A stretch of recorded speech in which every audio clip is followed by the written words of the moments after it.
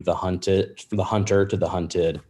I mean, we still think, we try to tell keep the guys hungry, so we don't feel like we're being hunted. We still doing the hunting. No, yeah, and I'll back up on that saying how every day coach is reminding us that there's a target on our backs and we got to make sure that we have the one goal, which is getting to the tournament and making a lot of name. Let's go to Michael Casagrande next. Yeah, for Herb, what makes this team different from the previous teams you played on at Alabama that maybe started fast and then faded down the stretch? I think the mentality changed. Everybody's bought in. We trying to get better, every day in, day out. And I mean, like I said on the last question, everybody just staying hungry. Charlie Potter. Hey, this is for Keon. Just how much more comfortable do you feel out on the court and taking on a larger role with some guys out? No, yeah, it feels good. And my teammates, they trust me a lot on the court when it comes to relocating or hitting threes. So feeling comfortable on the court with them and then coaches believing in my skills makes me happy to be playing with my guys and enjoying my time here. Let's go next to Tony Tsoukalas. Yeah, Keon, I was going to ask you too about your development. Just how much has NATO kind of helped you, and how much do you think that you've grown in terms of just becoming the player that like he wants for this system? Oh, tremendously. I've grown tremendously. Every day he'll talk to me in practice off the court about what I can do.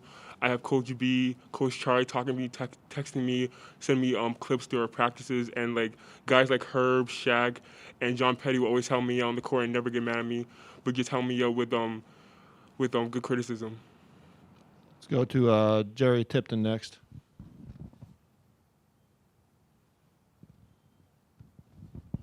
Yeah, guys, I saw where Coach Oates said the Mississippi State game was a good game to be competitive, not just blow out the other team. What do you think you guys gained from that? I feel like they exposed us a little bit. We still got to clean up our turnovers and we need to rebound the ball better. So yeah, I agree with Coach when he said that we needed that dogfight. Yeah, I believe in that as well. With the size difference, we definitely had to get more rebounds. And even though it was a hard-fought game, I thought it taught us a lot about when it comes to being the crunch time for when the future comes, when we have games like that. So even though it came to a close game, we'll be ready for when or if that happens again. All right, we got 3 more questions in the queue, so we'll finish with these 3. Let's start with Jeff Spiegel. Yeah, this is for both players. First, Herb, how much do you appreciate, the leadership role you have on this team? What does that mean to you? What goes into that for you? And Keon, how much do you appreciate Herb, and what do you appreciate the most about him as a player and as a leader?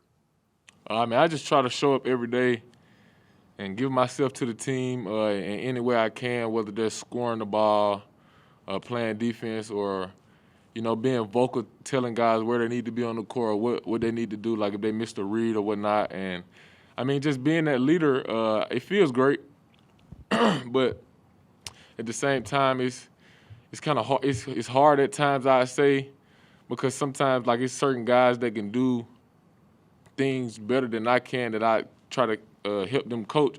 Try to help them on, but I can't really do it like with shooting. Like I try to tell JP, I don't think there's anyone in the country that could contest his jumper, and I try to like get him to shoot certain shots he's not comfortable with shooting, but like I just try to preach that to him all the time, even though I can't shoot it as well as him. And so I say that's one of the examples I give with it being kind of tough being a leader. And then, yeah, I'll say how, yeah, Herb is a tremendous leader when it comes down to it, from practice, off the court, on the court. On the court, he'll be talking, being vocal with us, and off the court, he'll be making jokes and making guys feel comfortable. He's not the kind of guy where it's like he's cocky about his role. From the beginning, guys knew that he'd be that type of guy that guys would see and then learn from watching how he plays and talking to him. And Herb knows I can talk to him anytime, ask him anything about how he plays and how I can learn from him. All right, I think Keith Farmer, you have a question?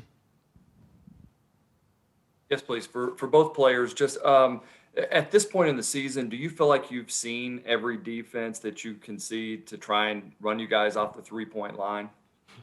I wouldn't say we've seen every every defense because I mean every team, like after we play any team, the next team is gonna try something different, regardless of what it is. You know, like even if it's switching every ball screen or trying to run us out of 3-point line. Like I feel like every game is gonna be something new, and we just have to adjust and be ready for it. And yeah, like a lot of teams like Kentucky or LSU would try to switch off us, and a lot of teams would try to make sure John Payton doesn't get the ball. But then same ways our team is very versatile, where we have guys who can shoot, pass, and drive. So even though we've seen all kinds of defenses, our coaches know how to break that, and our players know how to attack and find a better option. All right, we do have a couple more. You guys good for a couple more? Let's do Michael Casagrande. Yeah, for both of you guys, just how much fun are you guys having out there on the court during these games?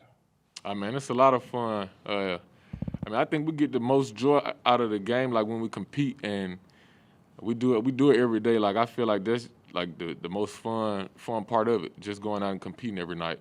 Now, I can tell right now, being a freshman, and even though there's a lot of little things to this game in college, since day one, I've been having a lot of fun with it, playing with my brothers, and now even on the court, playing now, getting a little bit more minutes. I'm smiling on the court, having fun with the process, and enjoying my time here. All right, we'll go to Cecil Hurt next, and we'll finish with Charlie Potter. Go ahead, Cecil.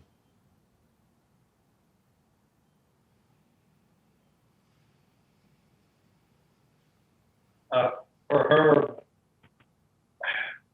how much takeaway is there from the first time you played Kentucky, and how much do you try to sort of forget about that you won by 20 points and treat this as an entirely game? Can you repeat the question? How much carryover is from the first? Is there from the first? How much carryover is there from the first Kentucky game, and how much do you try to set that aside, even though you won by 20 points?